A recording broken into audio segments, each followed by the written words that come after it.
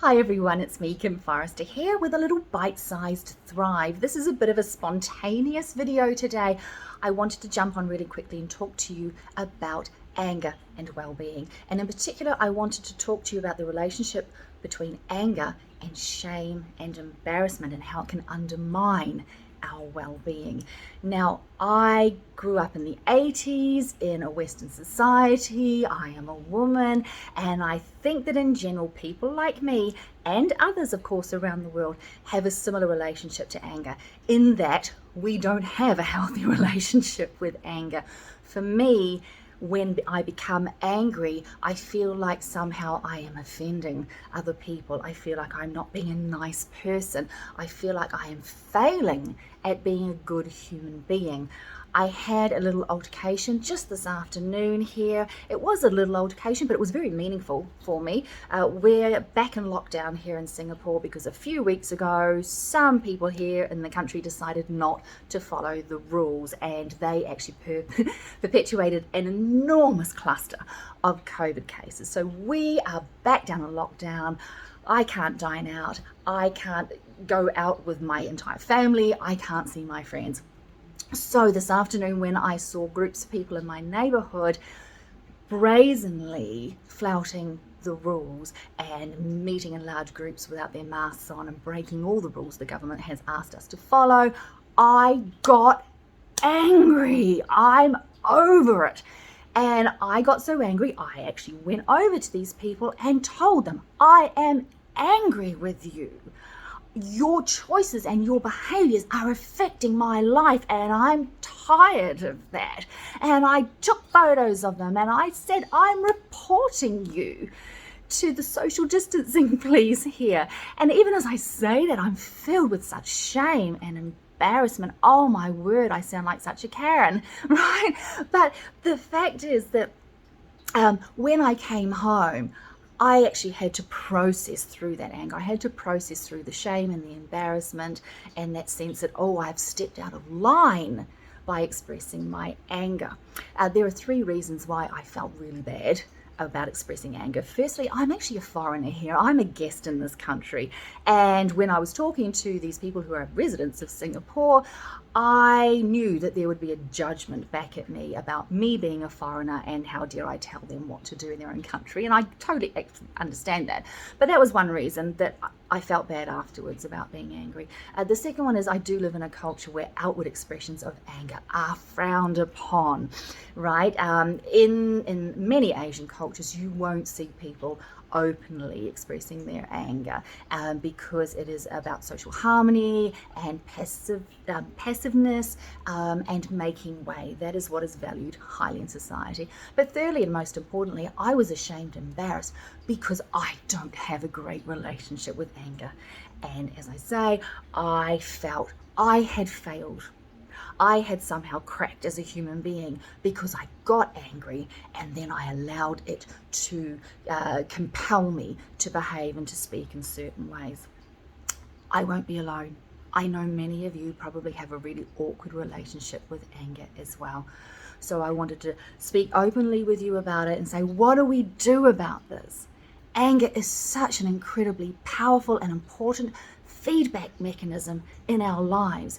When we are angry, it is telling us there is something in our environment that is encroaching on our private space, that is encroaching on our autonomy, that is encroaching on our sense of control or even our safety.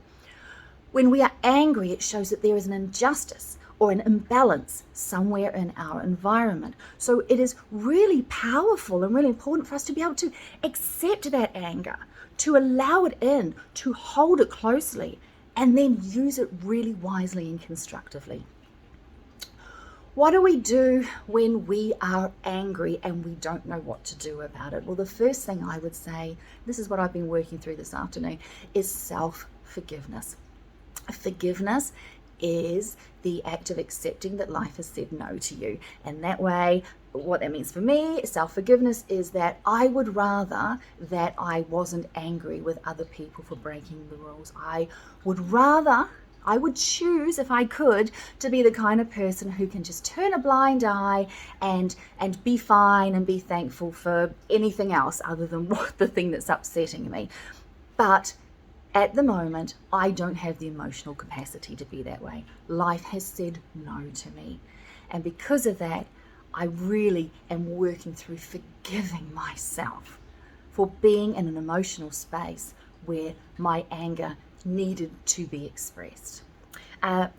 Secondly, self-compassion is really important, and Kristen Neff has got a wonderful practice called the Fierce Self-Compassion practice. I did come home and practice it.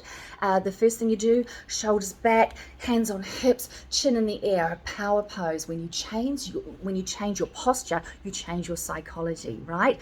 I stood like this for a few minutes. You can either sit or stand, and what it does is it releases testosterone into your bloodstream, and I felt that self-empowerment coming back again. Rather than being an embarrassed little sort of victim in the situation, I felt righteous again. I felt empowered. I felt okay with who I was as a human being. Kristen Neff also says then what you do is you put your fist on your heart and tell yourself kind words, kind supportive words. I am in my right to be angry because other people's choices are affecting the way I'm able to live. I am a good person. I'm a kind human being most of the time. It's okay to express my anger. It wasn't violent. All those sorts of things. Lastly, hand over that fist and just ground the practice in some loving, nurturing self-compassion and healing energy. So that's Kristen Neff's Fierce Self-Compassion exercise. But thirdly, and most importantly, I think it's important to perhaps even journal if you're angry, but journal. By the way, studies show that venting is not very good for us long term. So if you're going to have a vent, like I'm doing now, sure, go ahead and tell someone why you're so angry or whatnot. I had to do that to my husband when I got home. I'm so angry. Do that short term, but it's not good for us long term unless we then look for solutions. We need to reframe the situation. And the way we can reframe anger is to reflect on what needs were not being met for me. As I say, anger is often a sign that our needs are not being met. Okay, something has encroached on our space. We need something from the environment and we are not getting it. So for me, I came home and I reflected on the needs that I have that are not being met that made me angry. And for me, I have a need for more freedom. I certainly have a need for more social connection, which I'm not able to get until we get these COVID clusters under control. And I have a need for social cooperation and harmony. I'm choosing to follow the rules because harmony and social cooperation and togetherness, working together, is highly valued in my heart. And so when I saw people breaking the rules, my need for social harmony and cooperation was not being met. Now, are other people on this planet to fulfill my needs? No, of course not. And I might still be angry at them for the way they're choosing to behave. But by understanding and recognizing what my needs are, I can now go about finding other ways to fulfill those needs. And or, of course, what you can do is use your anger constructively and actually focus it in ways that can perhaps bring about your needs or materialize your needs in life in terms of social justice or campaigns or things like that. So sharing with you right now has actually made me feel so much better about the situation. I feel calmer. I feel okay with being a human who sometimes gets angry. I hope that in my sharing that some of you have actually found a little way to perhaps reflect on your relationship with anger and find a way to be a bit more gentle with yourself. Let go of the shame, let go of the embarrassment, and just let anger be that really powerful feedback mechanism and a tool for greater well-being. That's today's little rant on my bite-sized Thrive, all about anger and how we can actually accept it into our lives, analyze it, unpack it a little bit more, and better understand what it is that we need as a human being to thrive.